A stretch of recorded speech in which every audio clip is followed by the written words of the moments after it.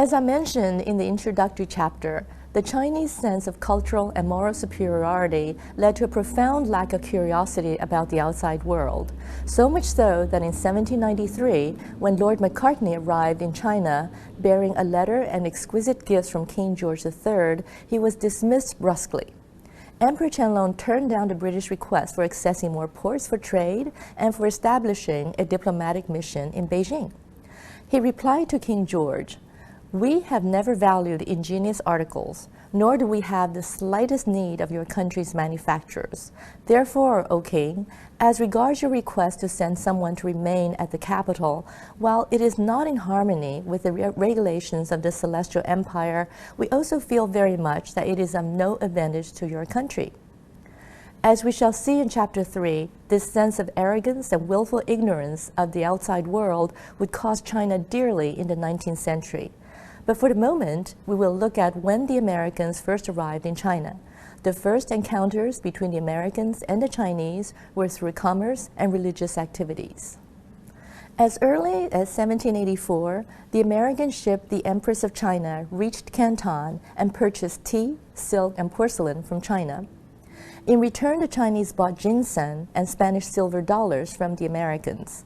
Even though the volume was small compared to the Chinese trade with the British, nevertheless, in the year of 1840, the Americans bought close to 20 million pounds of tea from China. China was no stranger to global trade. As early as 500 BCE, it had been part of the so-called Maritime Silk Road on a route that included India, the Eastern Mediterranean, the Pacific, Europe, and East and West Africa. Nevertheless, during the Qing dynasty, all foreigners were confined to living in the factories outside the city wall of Canton and forbidden to learn Chinese. Furthermore, in order to avoid dealing with the barbarians, the Chinese government designated Chinese merchant houses, or kohans, to be solely responsible for all transactions with foreigners. The first American missionaries to arrive in Canton were Elijah Coleman Bridgman and David Abiel in 1830 from the American Board of Commissioners for Foreign Missions. Like Christian missionaries from other countries before them, the Americans published literature about the West in an effort to attract converts. Bridgman translated a short collection of English biblical verses called Scripture Lessons for the Young for the Chinese. He also authored a brief account of the United States of America and co-edited the East-West Examiner and Monthly Recorder, a Chinese language periodical that introduced Western science and Western history to the Chinese.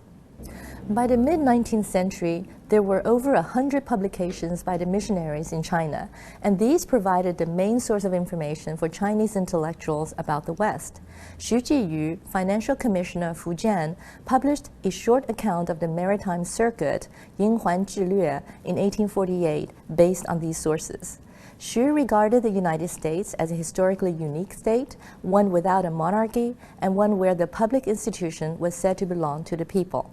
He hailed George Washington as the most important person in the history of the East and West for his unselfish refusal to pass down the presidency to his descendants.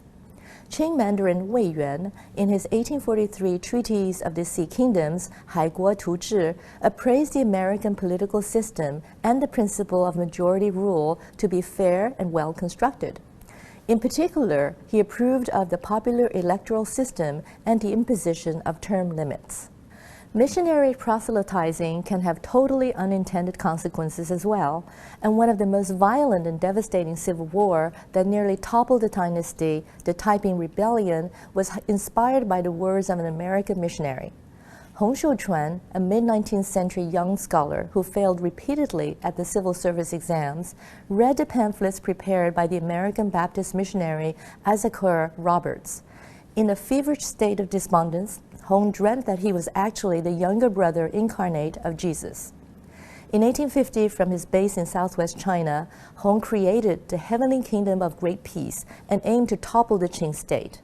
In his idealized world, everyone was to enjoy equality and a share in a common treasury, all except for the leader, that is.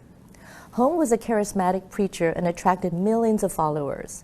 The poor and the disenfranchised responded enthusiastically to this millenarian movement. So successfully did the rebels defeat the Manchus that they would have toppled the state but for their own infighting and for the bravery of a group of ethnically Chinese generals such as Li Hongzhang, who defended the Qing dynasty. An American mercenary, Frederick Townsend Ward, was hired to lead the ever-victorious army by the Qing and promoted to the rank of a junior mandarin for his service. When the Taiping Rebellion was finally put down in 1864, it had lasted 13 years and cost 20 million lives. Another source of information for the Chinese came from observations of Chinese diplomats stationed in America in late 19th century. They were particularly impressed with the status of American women and deplored the Chinese patriarchal system. In 1876, Chinese diplomat Li Gui visited the Women's Pavilion in the American Centennial Exposition in Philadelphia.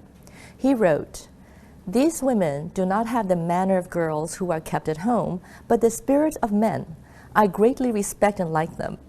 There are roughly as many women as men in the world. If only men and not women are educated, then out of 10 people, only 5 will be useful.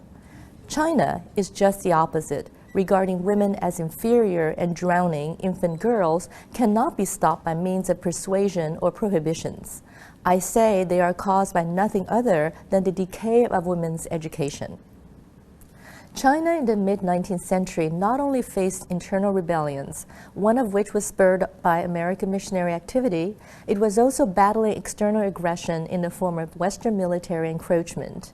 As we shall see in the next chapter, the Qing's losses in the Opium and other wars were a large contributor to its eventual demise.